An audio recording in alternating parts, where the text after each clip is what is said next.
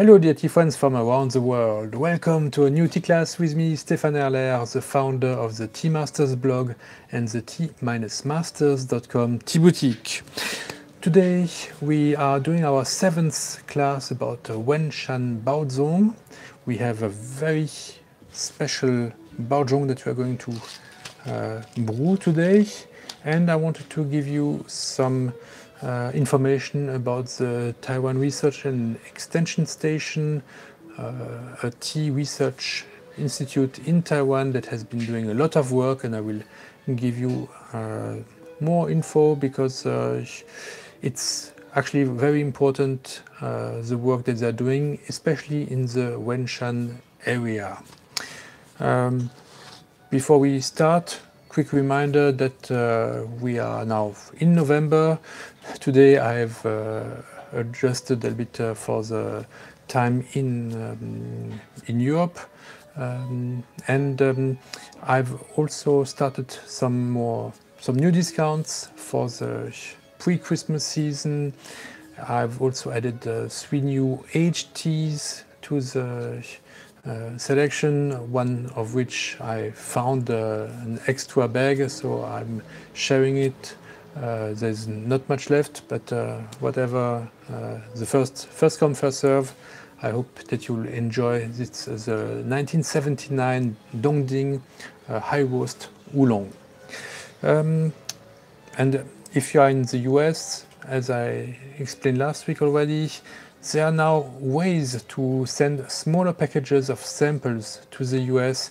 If you are interested, send me an email and we'll figure it out, because the packages cannot be so big. But the advantage is the shipping costs are like before. So if it's a $100 order, then it's free of charge for the shipping, which is much better than the over $100 that are charged by FedEx or UPS, and this is absolutely crazy, and I understand that very few people are willing to pay for this. But I thank those who are willing to. So now we are also in fall, so I thank Elizabeth for this wonderful fall painting that accompanies us today for this class, and a tea that was harvested last year in the winter season. So actually winter season for the Chinese calendar, so actually it's more like the fall season for our Western calendar. It was harvested in November, of 2024, and it is the Qin Yu Baozhong from Sanxia, an organic Baozhong that is really quite something. Let's reduce the number of leaves. This is a high quality tea. We can brew fewer leaves. That's the advantage with these more expensive teas. They can also be brewed with fewer leaves, and this does not harm the quality. Just, of course, you are not going to get as many brews, but you don't have to use as many leaves as you would with a jade, for instance. So the Taiwan Research and Extension Station plays a pivotal role in the tea research and development in Taiwan. It has bred new cultivars that are more pest resistant, have higher yields and better aromas for the consumers. It has also established the Dongding tea competition with the Farmers Association of Lugu in 1976, and they help judge the best teas from this competition, which is the largest competition in the world. At first it was a competition that happened only in spring. Now it also happens in the winter. Now maybe the most consequential director of this research center was probably Dr. Wu Zhengduo in the 70s and 80s. He is the one who helped create the competition, and he also is the father of several important tea varietals, tea cultivars, it's easier to pronounce, that I'm going to talk in a few moments about. So this Taiwan Research and Extension Station, actually, at first it was established in Yangmei, Taoyuan, in the year 1903, and the name was Tea Manufacture Experiment Station. And since you have followed the classes 1 and 2 about the history of Taiwan, you will remember that 1903 was the 8th year of the Japanese rule on Taiwan, and it was before 1924, which marked the time when Taiwan and Japanese teas got tariffed by the British and had more trouble to export Baozhong to overseas market, especially in the British-controlled areas in Southeast Asia, Indonesia, especially Siam, Vietnam, were places that loved Wenshan Baozhong, especially in the overseas Chinese communities. So 1903 is a time when tea was at its peak in Taiwan. We can say this until 1920s. Apparently, Japan wanted to help Taiwan farmers and merchants to grow thanks to tea, and so they established this manufacture experiment station to bring a modern approach to the research on tea, and, with Japan already being more modernized thanks to the Meiji Revolution. And so this all makes completely sense. What also makes sense is that it was established in Yangmei in Taoyuan, because we've seen that northern Taiwan was really the birthplace of this tea economy. In Nantou High Mountains, there were no teas until 1980 in the High Mountains. Nantou came a bit later, and so all the tea really was made in the north of Taiwan. It started in Nangang, moved to Xindian, Shenzhen, Shuding, later Pinglin, but actually the whole northern region from Danshui to Taoyuan was devoted to tea because of the boom in these overseas markets that drove demand and production also of tea in Taiwan. So Taoyuan had actually in Yangmei had very acidic soil that was not suitable for anything else except tea, but being in a very low elevation place, still it could not compete with Pinglin nowadays. So when farmers had to close down the plantations due to competition from overseas or tariffs, etc., they first closed on Yangmei, but the experiment station persisted over there. Actually, it even made it created other branches in the different tea regions.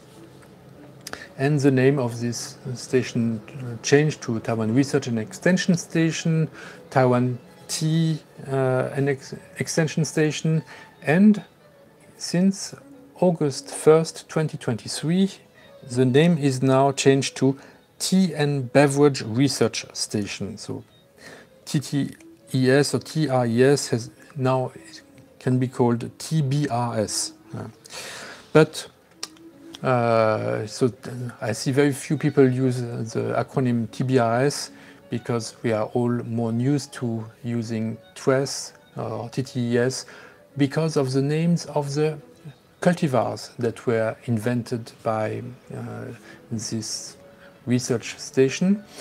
The most famous cultivars are the number 12. So they use chronological order to give them a number. So the number 12 is, of course, Jinshuan. Number 13 is Jade, 翠玉 in Chinese. We have seen it in our first 2 lessons, if I remember well. We have another famous one, Hongyu, as number 18. When you hear Hong means red, most of the time it's because it's also more suitable for red tea than for oolong. The first 2 are more for oolong. Then we have BU, green jade, number 19. Number 20 is Yingxiang. Both are more for Baozhong and oolong. And number 21 is Hongyun. So Hongyu number 18 was ruby, and Hongyun with an N at the end, number 21, means red cloud, red aftertaste. And this is also a cultivar that is very suitable for making red tea. Right now I only have red Hongyu in my selection with a steep discount, so but no Hongyun, which is a bit more pricey and more difficult to find. Now, that was number 21 is Hongyun. Number 22 is today's tea, Qin Yu. Yu being jade. So again, when we have the word jade, like BU, 翠玉, this means that this varietal is very well suited for lighter oxidation for oolong tea or Baozhong tea. We can see some stems in these dry leaves. We can see a darker hue and a very heterogeneous leaf pattern in sizes. They are all quite different. Okay, let's brew. Check if my water is not too strong. Okay, I'm going to brew slowly in order to get really the lightest aromas, the finest aromas. So, but I pour directly on the leaves.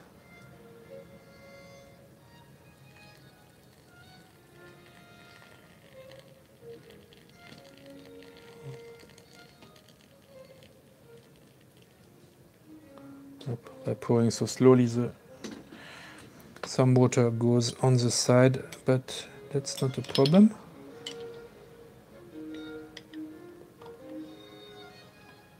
And since it's organic tea, it's very clean, no need to take away the foam. Now, this tea comes from the same plantation as last week's Bilochun. It is a small family-sized company, family-owned company, father, son, grandfather, several generations of ownership for this small farm, with actually 2 plantations next to each other. At first, it was only the Bilochun plantation, which was passed down from several generations. And now they added this Qin Yu portion next to it by making some space. There were other trees, other fruit trees that were there that were not really put to a good use. So they made this a bit slightly, they did not make it completely flat. They wanted to keep some incline so that the water would naturally flow. You don't want your tea to be soaked in water for too long. And so here next to the Bilochun, they planted this Qin Yu in 2019, I think, and it's in 2021 on March 19th that they did their very first harvest of this new cultivar. And I was able at that time to purchase it and propose it on my website.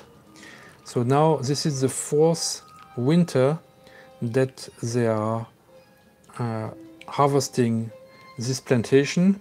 This still qualifies as a young plantation, and young plantations have this advantage that since the soil has not been exhausted by the continuous work of the tea trees producing lots of leaves that need to be rejuvenated every season. So this plantation is still quite young and gives a more vibrant aromas. It does not require so much fertilizer because the trees so far are still quite small. The yields are quite low, and lower yields, a new soil. These are very good conditions to produce high quality tea. And since it's also pest resistant because it's based on Jinshuan, which is a good cultivar to make organic tea, and this is a crossbreed of Qingxing and Jinshuan. So this one is also quite pest resistant, does not require pesticides, and therefore the taste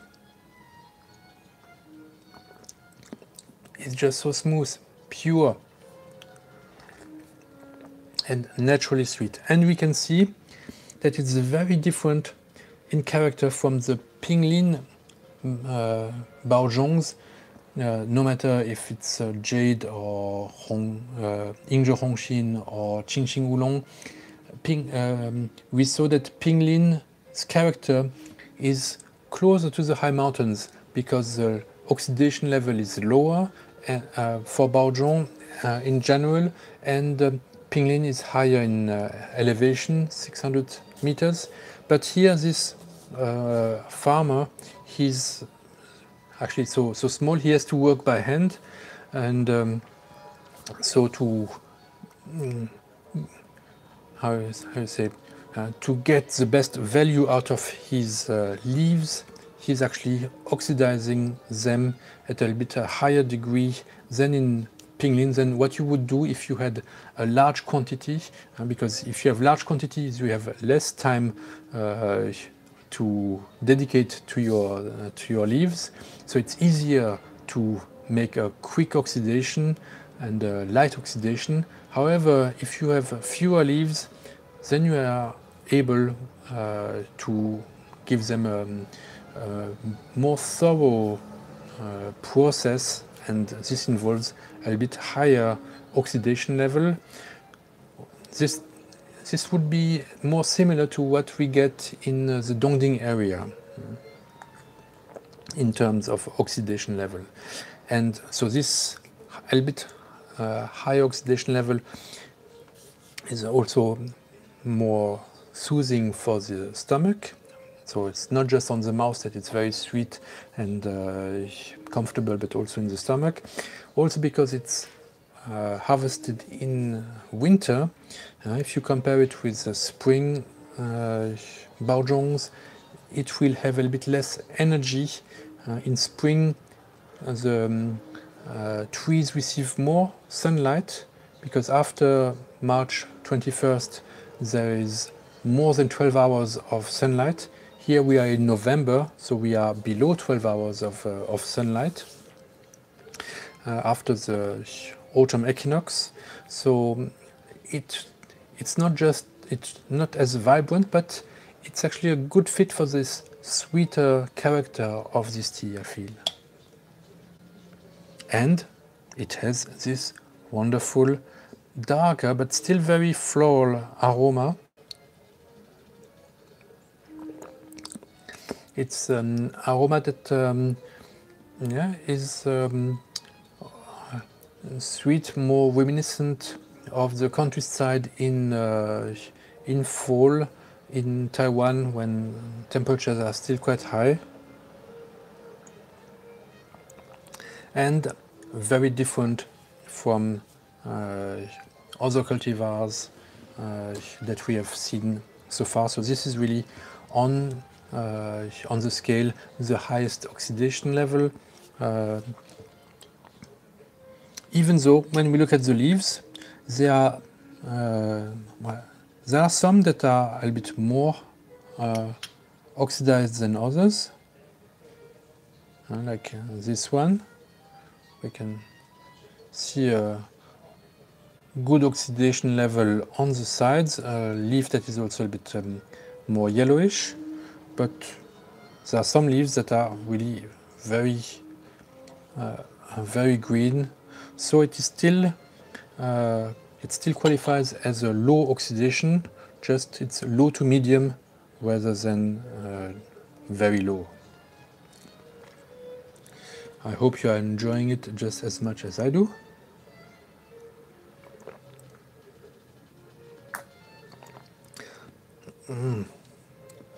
And this shows us that that in what makes Wenshan Baozhong so interesting is that there are really different styles from the different regions, Sanxia, Pinglin, or Sheding, Xindian, Nangang, different styles and a lot of different cultivars that have been experimented with thanks to the Taiwan Research and Extension Station, or the Tea and Beverage Research Station, should I say now.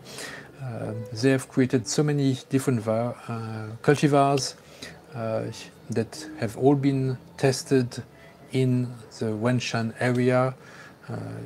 So there's much more different characters, different styles to discover in the Wenshan region than in the high mountains, where it's either Jinchuan or Qingxing Oolong, or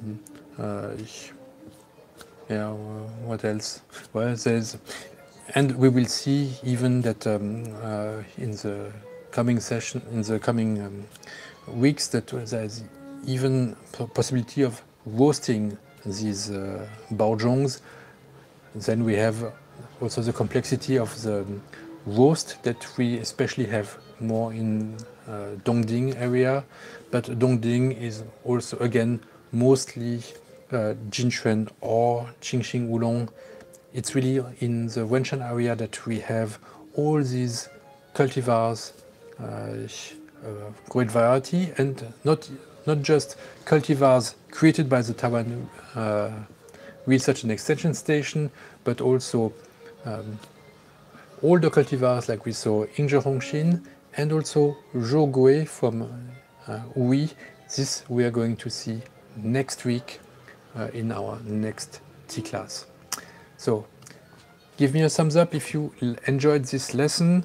I'm going to check if you have any questions.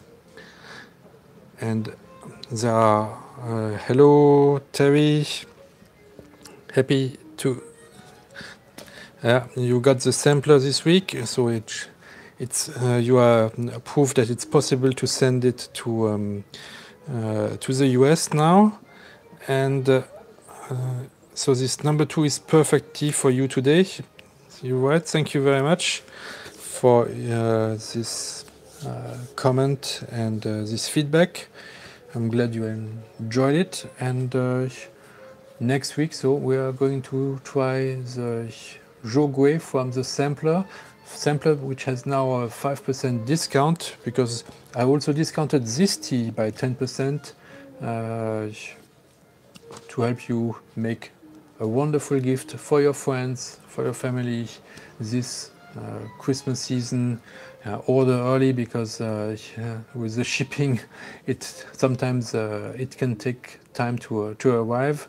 We don't know what will happen next month if there are new restrictions. So far so good. It looks like everybody's happy. I give it a 12 out of 10, if you see what I mean. And I thank you again for your interest in my teas, in my classes. Bye bye. Have a great Sunday. Love you. And thank you, Elizabeth, for this wonderful painting of yours. It looks really fine this fall. Okay, bye-bye.